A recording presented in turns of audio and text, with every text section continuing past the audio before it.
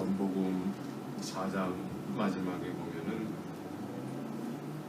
그 여자에게 말하되 이제 우리가 믿는 것은 네 말을 인함이 아니니 이는 우리가 친히 듣고 그가 참으로 세상의 구주인 줄 알미니라 하였더라 그래요. 4장 42절에서 그러니까 지난주에 마지막으로 마지막 말씀이죠. 그러니까 지금 이 여인에 의해서 사마리아 여인에 의해서 그 같이 사는 동네 사람들이 다 예수를 믿게 됐다는 거예요. 예수님이 그 마을에서 며칠을 계셨어요? 이틀을 있었단 말이에요. 이틀을 계시면서 예수님의 말씀을 들으면서 이 마을 사람들이 처음에는 네 말 때문에 우리가 믿었는데 이제 네 말 때문에 믿는 게 아니라는 거예요. 이제 우리가 예수님의 말씀을 직접 듣고서는 믿는다는 거예요. 이런 의미에서 참 이 말씀이 굉장히 중요한 것이 오늘날 다른 사람보다도 우리가 우리 때문에 예수를 믿는 사람이 있는 거예요. 나 때문에 예수 믿는 사람이 있어요? 처음에 너 말 듣고서는 예수를 믿었는데 지금은 네 말이 아니라 조금 아까 그 형부처럼 네 말이 아니라 예수님의 말씀을 우리가 직접 듣고 우리가 지금 믿는다라는 거예요. 이런 사람이 여러분들에게 있어야 되지 않겠어요? 그렇죠?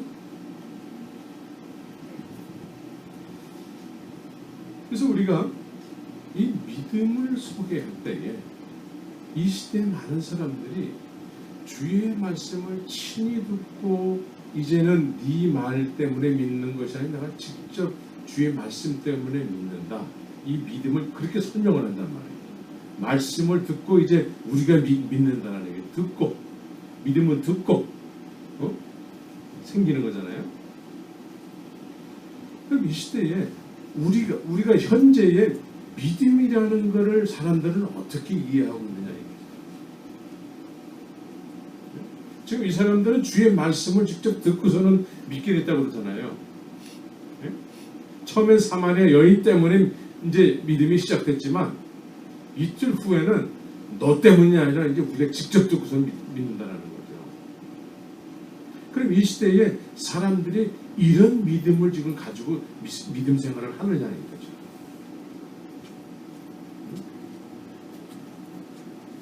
여러분들은 믿음이라는 것을 어떻게 소개하죠?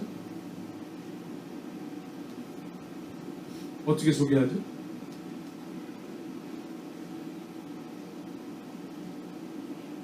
소개는 하세요?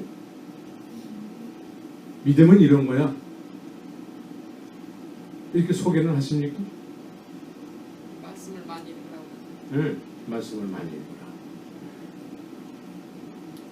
오늘날 우리는 그래도 말씀을 많이 읽으라고 이렇게 얘기하잖아요. 네. 말씀에 의해서 믿음이 시작되는 거예요. 이제 누구에 의해서 믿음이라는 것이 시작이 되지만 그거는 반쪽짜리죠. 반쪽도 안 돼요, 그거는. 근데 누구에 의해서 시작이 되지만 진정한 믿음은 우리가 직접 주의 말씀을 듣고 깨닫고 그래서 그 사람과 같은 퀄리티의 믿음이 돼야 됩니다. 근데 오늘날 이 부분에서 사람들은 와 보라 내가 메시아를 만났노라 이런 믿음의 사람에 의해서 믿음이 이렇게 시작되는 것보다는 먼저 믿은 사람들 가운데서도 많은 사람들이 내가 메시아를 만났노라에 의해서 예수 그리스도를 믿는 믿음이 시작되는 것이 아니라 먼저 믿는 사람들의 어떤 예배당 안에서의 행동들이 있잖아요. 네? 그 행동을 열심히 쫓아서 하면서 그 행동함으로 인해서 자기가 믿음의 사람이라고 생각하는 경우가 많죠.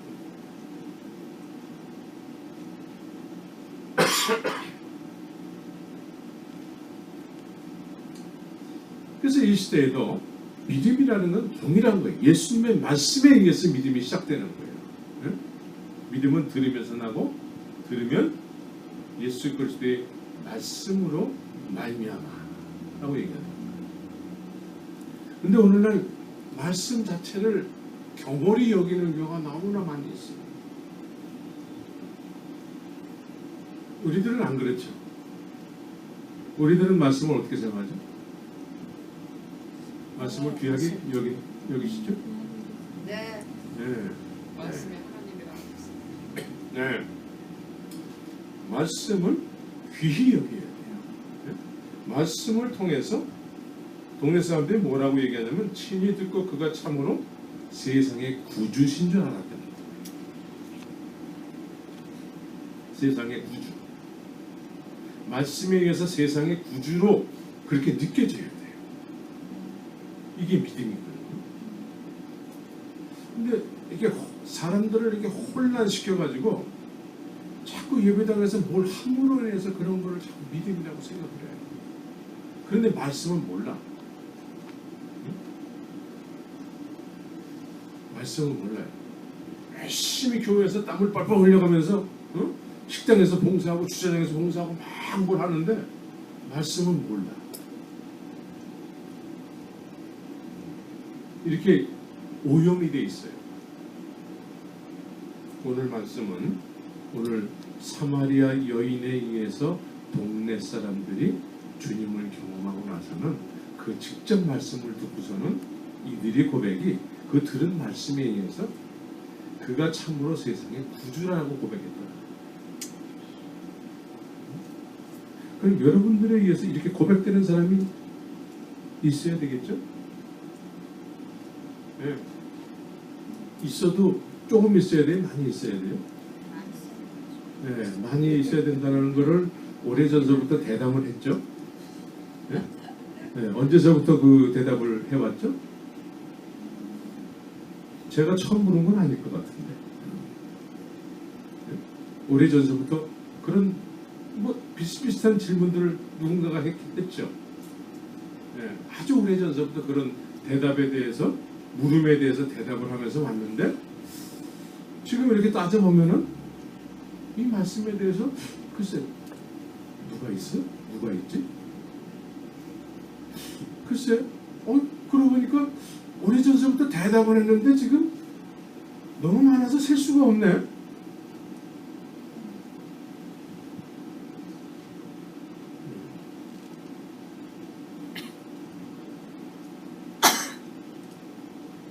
나에 의해서, 여러분들에 의해서 이제는 네 말이 아니라 내가 직접 듣고 나와 동일한 믿음의 사람들이 지금은 그래도 열 손가락 안에는 좀 들어와야 되지 않겠어요? 그렇죠?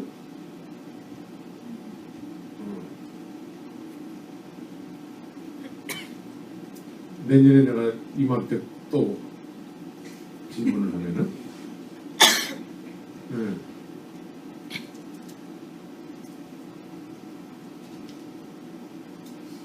우리 이제 좀 분명해져야 되고 네? 그냥 이렇게 그냥 막 넘어가면 안 돼요.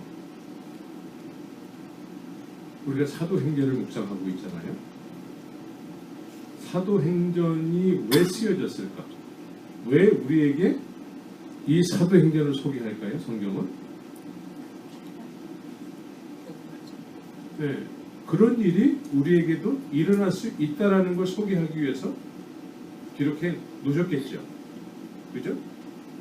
그런데 우리는 그 말씀을 오래전서부터 읽었지만 우린 그렇게 된 적이 한 번도 없는데도 그건 우리가 그렇게 안 돼도 괜찮아. 안 돼도 괜찮아. 그리고 저는 내 멋에 의해서 신앙생활하는 경우가 많아요. 내 멋에 의해서. 그러니까 지금 지난 화요일 날 괴리감을 느꼈다라는 말이 정확한 표현이에요.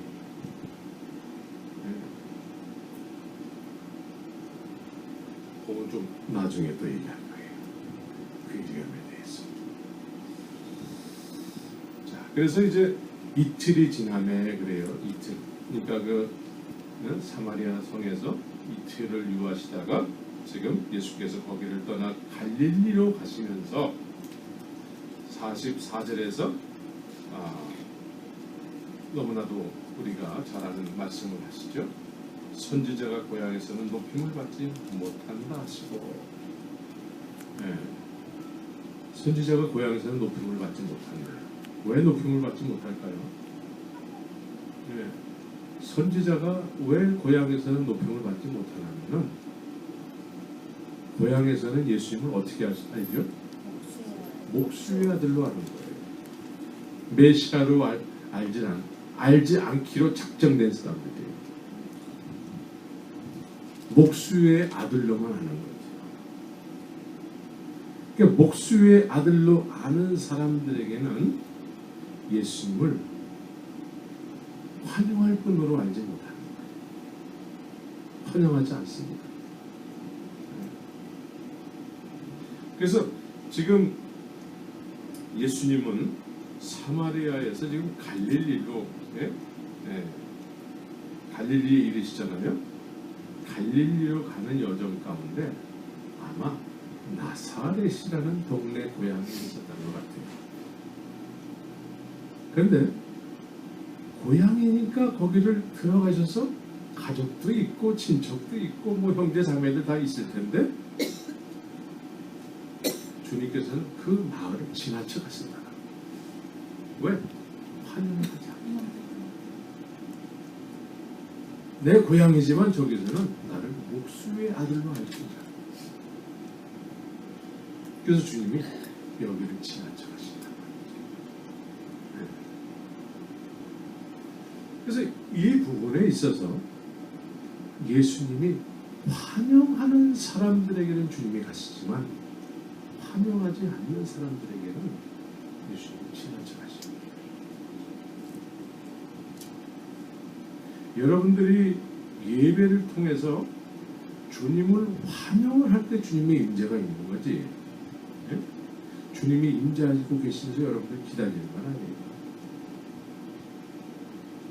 그래서 전심으로 주 앞에 나갑니다. 주님은 딱 보면 아시죠. 주님은 딱 보면 알아. 이 친구들이 나를 환영하는지 안 하는지. 환영 안 하시면은 환영하려고 하는 그 낌새조차도 없으면 그냥 지나치겠어요. 그러나 신령과 진정으로 아는 예배를 듣는 자들에게는 그런 자들을 찾아다닌다고 그러잖아요. 예? 그래서 찬송을 하더라도 전심으로 찬송을 해야 되는 거예요. 아, 찬송을 해야 되는구나. 주님의 목고 아유 목이 좀 잠기네. 오늘 안 되는데 이렇게 되면 안 되는 거죠.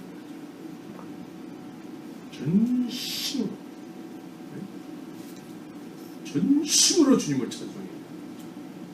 그래서 준비하는 자들, 준비하는 자, 준비. 네. 그래서 마음을 다하고 뜻을 다하고 힘을 다해서 주 너의 하나님을 사랑하라. 사랑하는 자에게 우리가 사랑의 고백을 하는 거죠. 그래서 예배라고 해서 다 같은 예배가 아니에요. 아는 예배가 있고 알지 못하는 예배가 있어요. 지금 이 예수님께서는 환영받아야 될 고향을 지나쳐 가신다. 목수의 아들로 아는 그런 지역은 그냥 비교하시는 거예요. 예수님도 이렇게 고향에서는 천대를 받았잖아요. 근데 사실 이 목사들도 가족들한테는 조금 좀 우습게 여김을 받는 경우가 있죠. 목사라고 하지만 가족한테 가면은 목사이기 전에 가족이기 때문에 막 조금 이렇게 가볍게 여김을 받죠. 그래서 어떨 때 저도 가족 만나는 게 조금 꺼려질 때가 있어요.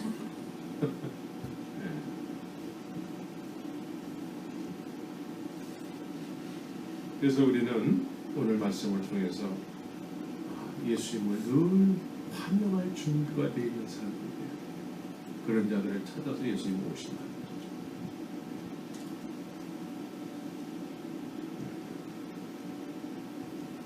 그래서 이 야고보와 예수님의 형제 야고보와 유다가 있었잖아요. 여러 형제 중에 이들이 나중에 이제 주의 은혜를 깨닫고서는 우리의 형은 우리와 똑같은 목수 집안에서 태어난 우리의 형이야. 그런 수준이라서 알다가 나중에 예수님의 부활을 경험한 500여 형제 중에 고린도전서 15장에 보면은 500여 형제를 얘기하면서 야고보에게도 예수님이 나타나셨다. 그리고 유다서를 보면은 유다서에는 이렇게 돼 있어요.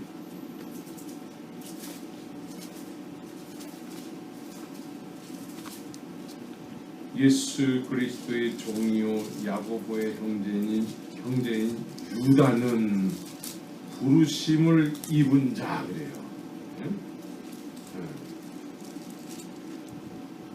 그러니까 이 야고보도 야고보와 유다는 예수님의 형제지만 주님을 그리스도로 경험했다. 그래서 우리 모두는 예수님을 이제 하나님은 영이시니 그러잖아요. 영. 보이진 않지만 우리와 늘 함께 하시고 환영할 때 기뻐하시는 우리와 함께 하시는 분. 그 환영하는 자들을 찾으신다는 거죠. 여러분들의 예배를 여러분들의 신령과 진정으로 예배할 때에 영이신 하나님께서 기뻐하신다는 거죠. 그 임재하신다. 그런 사람을 찾는다는 거예요. 찾을 뿐만 아니라 그런 사람들에게 그 신령과 진정으로 예배하는 그 영의 그릇에 주님의 은혜가 담긴다는 거예요.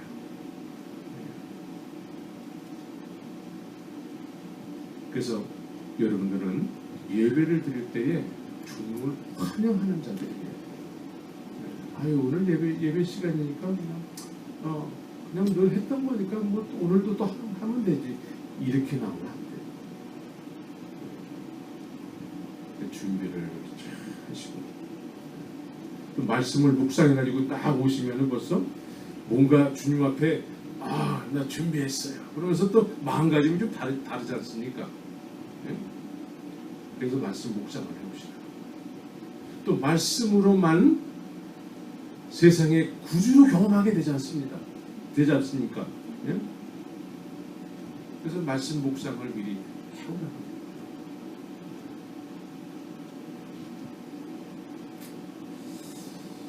그래서 예수님께서 갈릴리에 이르심에 갈릴리인들이 그를 영접하니 그래요. 그를 영접했다. 갈릴리에 오시니까 예수님을 영접을 해요. 예수님을 영접을 해요. 왜 영접을 할까요? 이 사람들은 목수의 아들로 아는 것이 아니고 예루살렘에서 이적과 기사를 받는 거예요.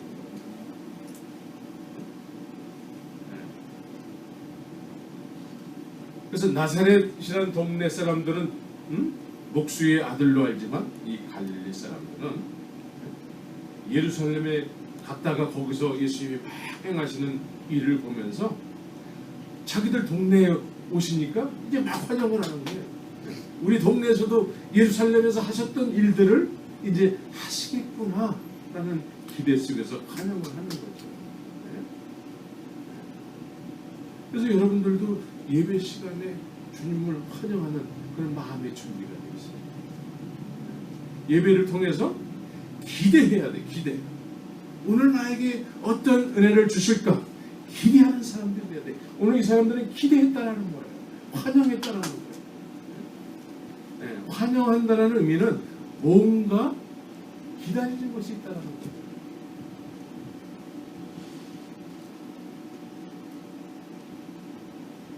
영접이라는 말을 우리는 너무 쉽게 쓰죠.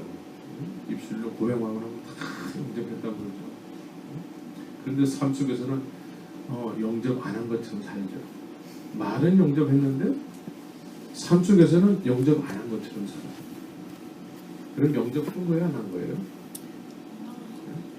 그게 믿은 지 얼마 안 됐다 그러면은 뭐 별 문제인데, 영접을 한 지 수십 년 전인데 삶 속에서는 영접 안 한 것처럼 산단 말이에요. 그게 수십 년 됐어. 그럼 믿는 거야, 안 믿는 거야? 오늘날 왜 기독교가 욕을 얻어먹을까요? 영접했다고 하는 사람들 때문에 욕을 얻어먹는 거예요. 그렇죠? 저는 영접이라는 말을 몽골에 가서 배웠어요. 영접이라는 말을. 영접이 뭔지 아세요? 나는 영접이라는 말을 몽골의 부시가 왔을 때 깨달았어요. 네, 조지 부시가 왔을 때 깨달았어요. 몽골의 조지 부시가 4시간 있다 갔어요. 4시간. 그런데 올 스토리. 국가 전체, 저 도시 울란바토르라는 수도가 다 수답이었어. 그 길거리에는 경찰들이 쫙 깔렸어요. 관공서고 시장이고 다 문 닫았어요. 부시가 근데 왜 저렇게까지 할 필요 없는데? 그런데 부시를 통해서 뭔가 기대하는 것이 있으니까, 네? 그래서 부시 오는 모습을 보면서 영접이라는 말을 배웠어요. 또 러시아의 그 푸틴이 올 적에도 도시 전체가 마비에 마비. 그러니까 푸틴이 2억 달러인가 부채를 탕감해 주더라고요. 난 그게 영접이라는 걸 깨달았어. 영접은요, 예수님이 오심으로 인해서 기대하는 사람이에요. 예배를 통해서 예수님이 나에게 어떤 은혜를 베푸실까 기대하는 사람이에요. 지금 이 갈릴리 사람들은 예수님을 영접을 하고 있어요. 수많은 예배를 우리는 드리기 때문에 예배를 하찮게 여기면서 예배를 드리는 것보다도 본다고 얘기하죠. 본다. 아우, 나 오늘 예배 보고 왔어. 지난주에 재미난 연속 그게 뭐지? 이제는 난 즐겨야 돼.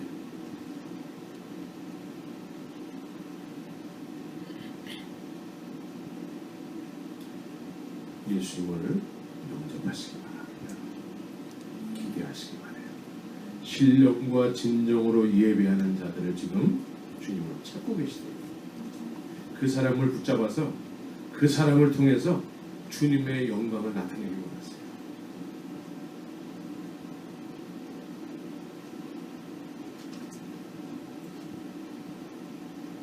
그래서 갈릴리 사람들은 지금 예수님을 이렇게 영접을 했어요. 그 예수께서 다시 갈릴리 가나에 이르시니 전에 물로 포도주를 만드신 곳이라 그러죠.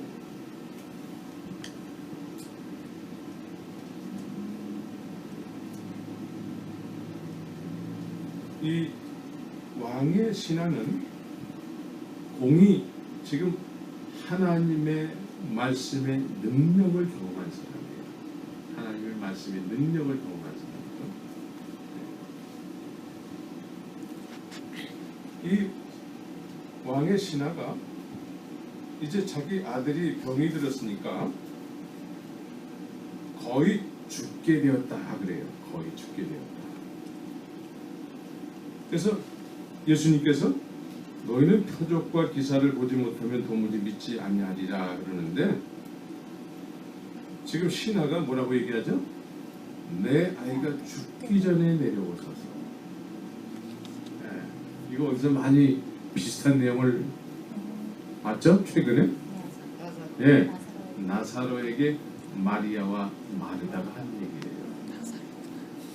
근데 지금 이 신하도 왕의 신하도 지금 똑같은 얘기를 해요. 죽기 전에 내려오시라. 죽기 전에. 이게 우리들의 개념이에요.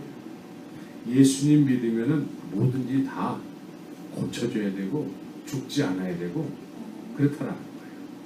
우리의 개념. 응? 그런데 지금 이 신하에게 지금 예수님께서 뭐라고 얘기하냐면 가라 내 아들이 살았다 하신대 그래요. 그러면 여기서 이 신하가 예수님이 고쳐줄 것을 믿는다고 한다면은 어떻게 해야 될까요? 가야 돼요. 이게 믿는 거예요. 네? 믿지 못하면 안 가요. 믿지 못하면 예수님이 나하고 같이 가기 전까지는 난 안 가요. 그러겠죠? 그건 믿지 않는 거예요. 근데 예수님은 가라 하니까 갔다는 거예요. 이게 믿는 거예요. 믿고 구한 것은 받은 줄로 믿으라고 했어요. 네? 이 신앙은 지금 가라 라고 네 아이가 살았다. 근데 이게 확인이 됐어요? 안 됐어요? 나중에 됐지. 이 자리에서 확인이 안 됐단 말이에요. 근데 여기서 믿는 것은 예수님 말씀을 믿는 건 뭐죠? 어떻게 하는 것이? 가는 거예요. 가는 거. 가는 것이 믿는 것이고 가야지만 그 일이 일어나는 거예요. 그래서 말씀의 능력을 경험해요. 우리는. 근데 우리는 우리의 일방적인 생각으로 우리 같으면 어떻게 하겠어요?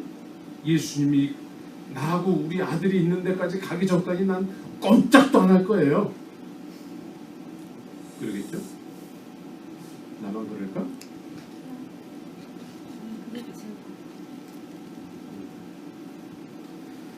우리는 말씀에 귀를 기울여야 돼요. 말씀에 귀를 기울이자. 내 감정과 내 멋대로 내가 지금까지 해왔던 대로 그렇게 신앙생활을 하면은 우리 믿는 것 같지만 안 믿는 꼴이 돼버려요. 네? 믿는 것 같지만 안 믿는 꼴이 된다니까요. 사람들에게는 믿음 좋아 보이는 것처럼 보이지만 주님 앞에서는 안 믿는 게 돼버린다니까요.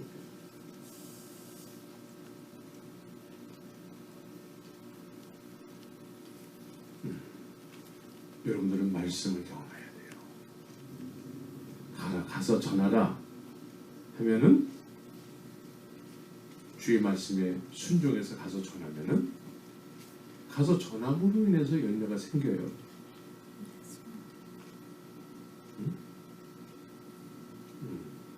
가는 건 다 하는데 아직까지 안 가고 있기 때문에 내 말에 의해서 믿어야 될 사람들이 아직 못 믿고 있는 경우가 많이 있어요.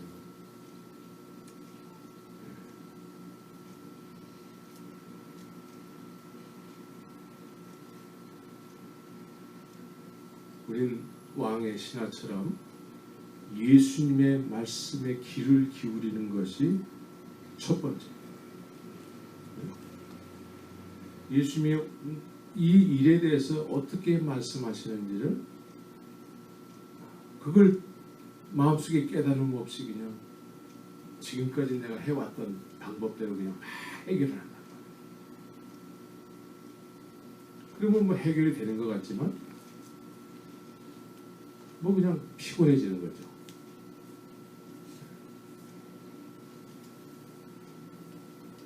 그래서 예수께서 가라 내 아들이 살았다 하신데 그 사람이 예수의 하신 말씀을 믿고 가더라 그래요.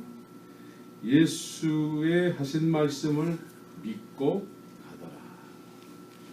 여러분들에게도 믿고 가는 역사가 있기를 바랍니다. 믿고 가야 돼요. 여러분들의 이웃, 여러분들의 가족이 오늘 이 시간도 어떤 영적인 이런 어려움에 빠져 있을 수 있어요. 우리는 중보자로서 이 왕의 신하와 같이 이렇게 주 앞에 기도하고 주의 음성을 기다리면서 그 음성을 쫓아서 그 영적으로 문제 있는 사람한테 이제 가야 되는 거예요.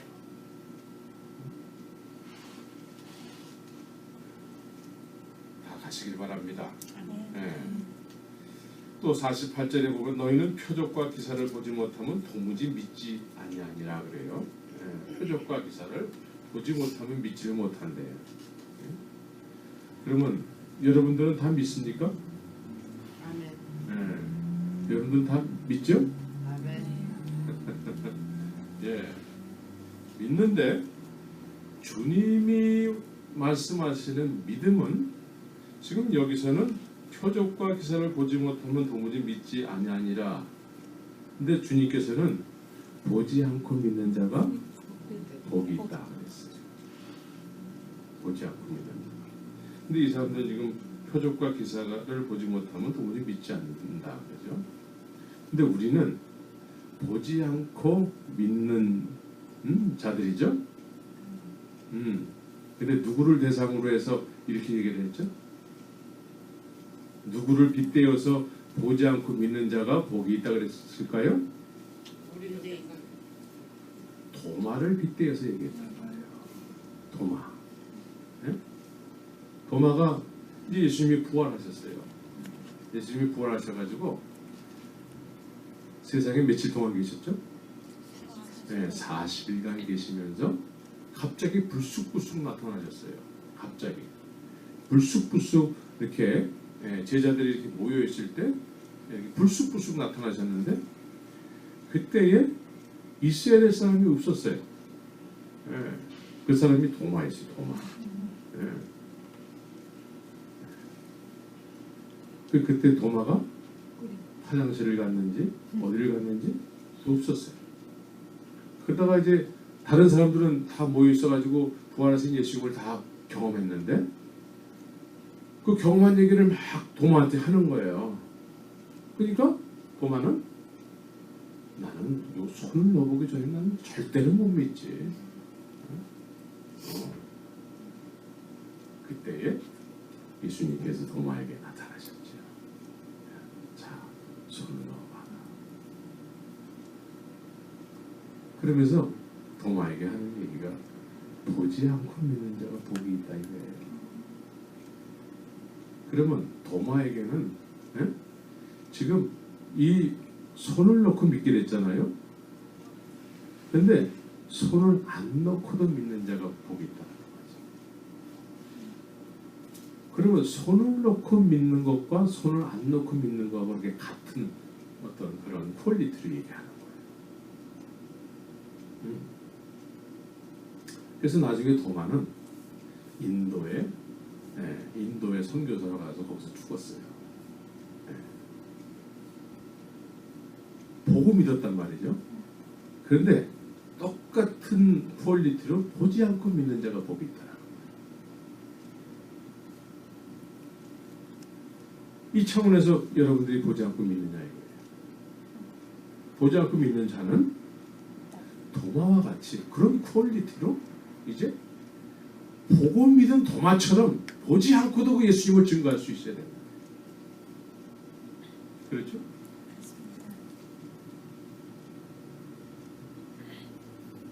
그런데 오늘 보지 않고 믿는다라는 의미를 우리 다 보지 않았으니까 다 믿는데 근데 삶 속에서는 안 믿어.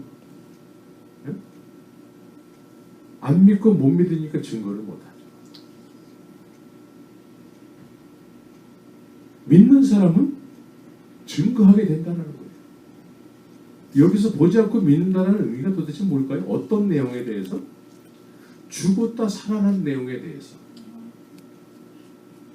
죽었다 살아난 내용에 대해서 사람이 죽었다가 살아났다는 의미를 우리는 오래전서부터 어렸을 때부터 그냥 예수님이 죽었다 살아났다니까 아무렇지도 않은 일처럼 그냥 그렇게 느껴지잖아요. 우리는 너무 오랫동안 너무 많이 들었기 때문에.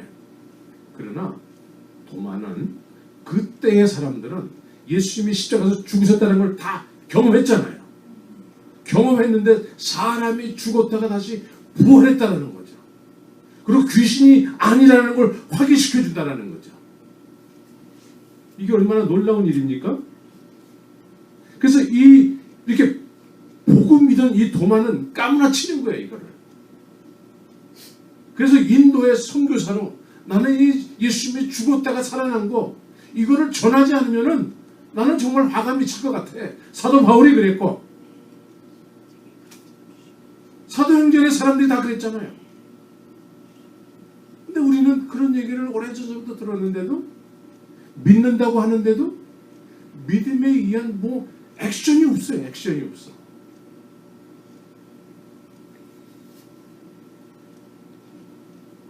보지 않고 믿습니까? 그러면 다 아멘 해요. 그 믿는다는 의미에 대해서는 그 증거가 나타나야죠. 근데 예수님께서는 내 증인이 된다 그래요. 그럼 보지 않고 이처럼 믿으려면, 우리가 도마처럼 믿으려면은 어떻게 해야 되느냐 이거죠. 도마처럼 믿음이 생기려면은 어떻게 해야 돼요? 우리는 도마처럼 증인의 삶을 살기 위해서는 우리는 어떻게 되느냐 이거죠. 그리고 2000년 전에 있었던 말로 끝나야 되느냐 이거예요. 사도행전은 우리하고 전혀 관계없는 일이 돼야 되느냐 이거죠. 어떻습니까? 우리에게도 예수님께서는 성령이 임하면 너희가 권능을 받고, 사도들에게 2000년 전에 살았던 사람들에게만 얘기하는 겁니까? 우리에게는 해당 사항이 없을까요?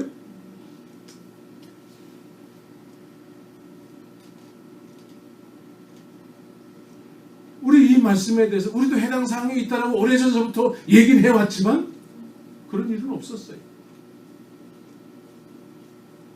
그러면서 우리의 지금 신앙을 정당화하고 합리화시키면서 그냥 정상인 것처럼 하고 산다는 거죠. 지금.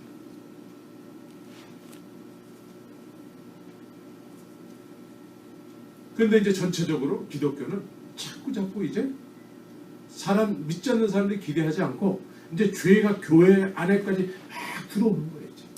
말씀에 대해서 이제 선포도 못할 정도가 되어버렸어요. 그런데도 우리는 우리의 믿음을 정상인 것처럼, 성경적으로 믿고 있는 것처럼 다들 그렇게 생각을 해요. 그래서 교회 안에 많은 사람들이 다 똑같이 그렇게 느끼면서 그러고 산단 말이에요.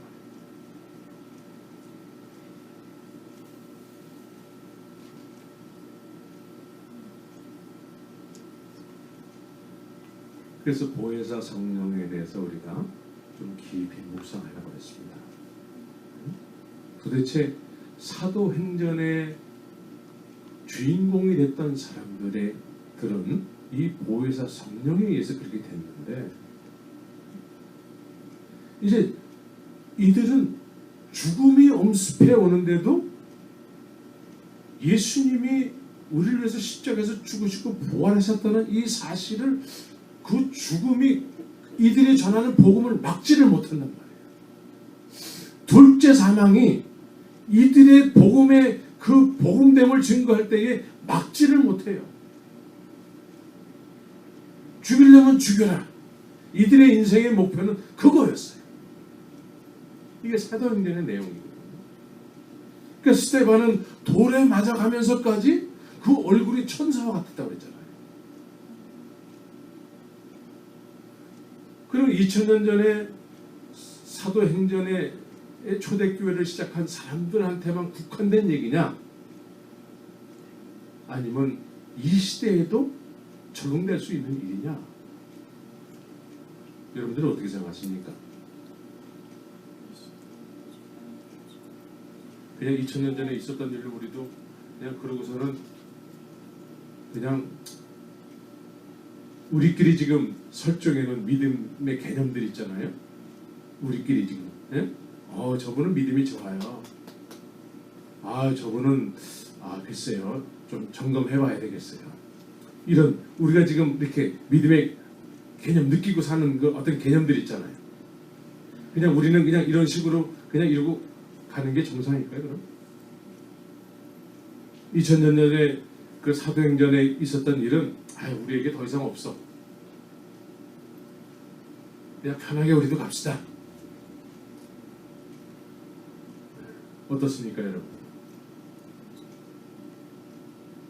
사도행전적인 교회가 세워질 수 있을까요? 없을까요?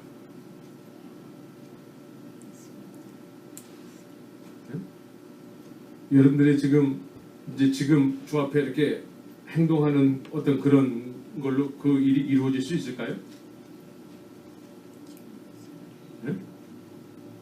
그런 일이 여러분들 앞에 일어날 수 있을까요? 없을까요?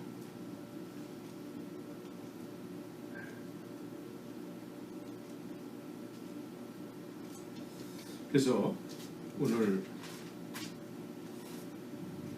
지난 시간에 그 괴리감을 느끼게 된다라고 얘기를 했죠.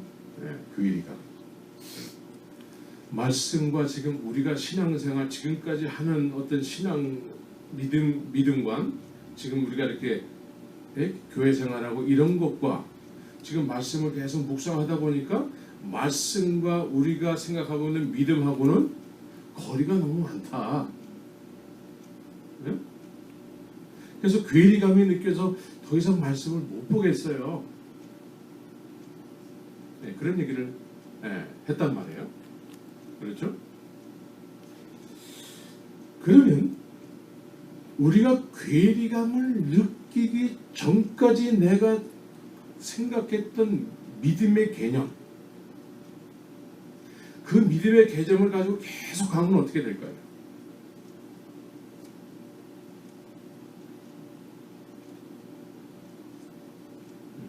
괴리감을 느끼기 전에 생각했던 되는 거죠. 예, 그게 뭘까요 지금? 그게 우리 다른 사람 얘기하는 게 아니에요 지금.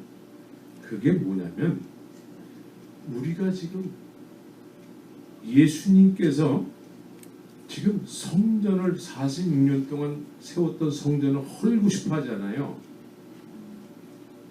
그 성전을 우리가 소유하고 있는 거 아니에요? 네? 괴리감을 느끼기 전까지 괴리감을 느끼지 못했다면 그것이 정상적인 것으로 생각하고 그냥 그걸 킵고잉 하는 거예요. 그러면 우리에게는 사도행전적인 일은 안 일어날 거예요. 그것이 헐려야지만 사실은 그게 죄예요. 죄. 심각한 죄라고요. 그게 허물려야지만 3일 만에 교회가 세워지는 거예요. 그게 없어져야지만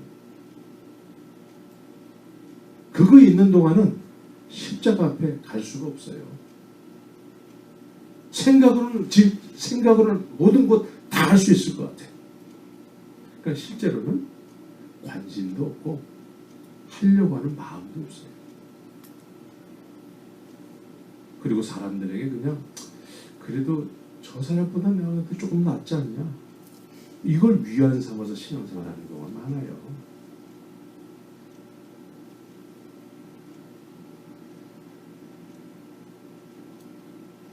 이 괴리감, 우리가 계속 괴리감을 느낀다는 것은 뭔가 나에게 하나님께서 뭔가 기준을 허락하셨다는 거예요. 말씀에 대한 기준을. 그 기준, 그 거울 앞에 내 모습이 비춰졌다는 거예요. 그러니까 그 비춰지기 전까지 나는 믿음이 좋은 사람이야 라고 왔을 수도 있다는 거예요. 근데 주의 말씀을 낱낱이 말씀의 묵상에 의해서 내 모습이 자꾸 드러나다 보니까 괴리감이 드는 거예요. 그래 이거를 우리가 헐어야 돼요. 이게 없어져야 돼요. 그 십자가에서 다 산산조각이 나버려야 돼요. 그것이 있는 동안에는 아는 건 많아요.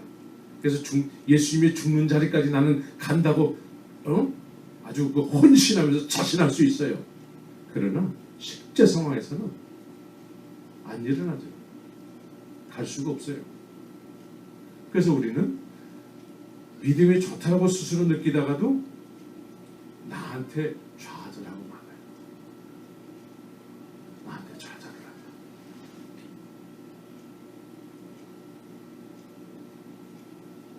그래서 사도행전은 성령 행전이라고 했잖아요. 모든 일이 이들의 실력으로 되는 게 아니에요. 성령이 일방적으로 주관해 간단 말이에요. 성령이 일방적으로. 그래서 둘째 사망. 예수님께서 사망 권세를 깨뜨렸잖아요. 사망 권세가 언제 깨졌어요? 십자가에서 깨졌잖아요. 부활하실 때 깨졌잖아요. 그 부활하신 성령. 예수님께서 이제 사망 권세가 깨뜨려져서 이제 부활하신 다음에 하늘로 가시면서 보혜사가 오셨잖아요. 그래서 이제 그 보혜사에 의해서 사망 권세를 깨뜨리신 그 성령께서 이제 우리 안에 계셔서 이제 둘째 사망이 우리를 어떻게 못하는 거예요. 그리고서는 이들은 지금 막 죽음이 문 앞에까지 와 있는데도 오직 복음을 전했단 말이죠. 이게 사도행전 아니겠습니까? 이론으로만 아니라 이제 이 시대에 우리가 그래도 주님을 붙잡고 이런 믿음을 향해서 가야 되는 거 아니겠습니까? 예? 또 주님께서는 마지막 어떤 바알에게 무릎 꿇지 않는 7천 명의 용사, 어떤 사람들 얘기하는 거예요? 예? 둘째 사망은 지금 뭘 가지고 역사를 하죠? 예? 죽음, 예? 먹고 사는 거, 예? 이런 것 때문에 지금 왕노릇 하는 거거든요. 여기에 대해서 이제 보혜사 성령에 의해서 그런 건 하나 문제가 안 된다는 거예요. 그리고 오직 나에게 주님께서 행하신 일, 여러분들에게 주님이 어떤 일을 행하셨습니까? 예? 행하셨어요? 안 행하셨어요? 나의 죄를 대속하시고 예. 이 행하신 일을 이걸 전하지 않으면 화가 미칠 것 같은데, 이게 보혜사 성령에 의해서 이제 권능으로 막 증인으로서 막 사라지는 거죠. 내가 살고 싶어서 사는 것도 있지만 그것이 하나님의 소원이기 때문에 이게 하나님의 소원과 내가 같은 거예요.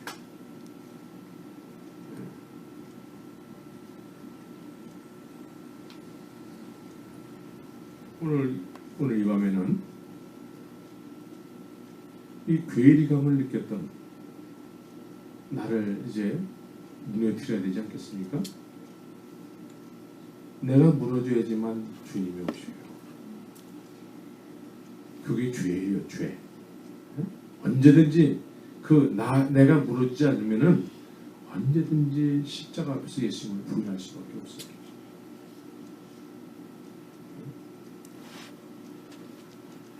지금까지 우리가 그런 신앙생활을 해왔어요.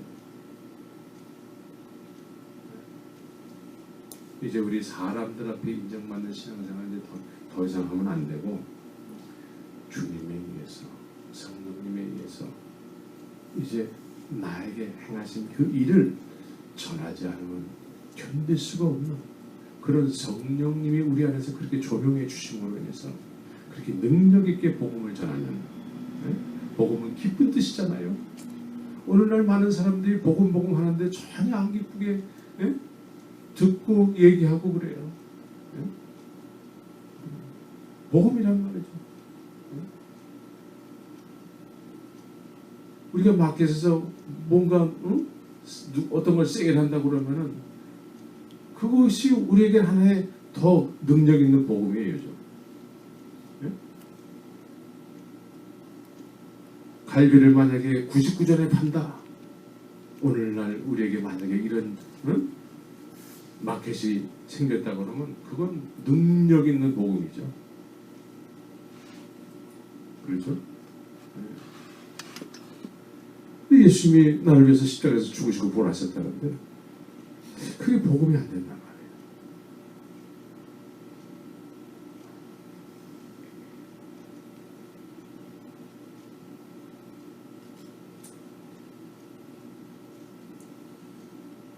오늘 이 밤에는 여러분들이 괴리감을 느꼈다고 하는 여러분들의 모습, 그걸 한번 주님 앞에 허무는 시간을 갖기를 원합니다. 아멘. 그게 허물어져야지만 여러분들이 정말 주의 성령에 의해서 성령에 붙잡힌 바 되어서 이제 권능으로 정말 예수 믿는 것이 이런 거구나. 여러분들의 입술을 통해서 담대하게 단호하게 증거될 줄 믿습니다. 지금과 같이 그냥 이렇게 신앙생활을 계속하면은요, 10년 전이나 앞으로 10년 후나 똑같아요. 똑같아. 20년 전이나 앞으로 10년 후나 똑같아요.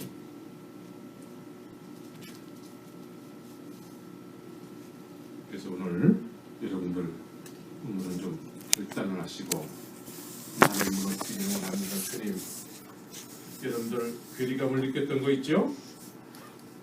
네, 괴리감을 느끼기 전에는 나는 괜찮은 사람이라고 생각을 했어요. 그런데 괴리감을 느꼈을 때에는 내가 괜찮은 사람이 아니에요, 더 이상. 그거 우리가 이 시간에 솔직하게 주님 앞에 깨뜨리기를 원합니다.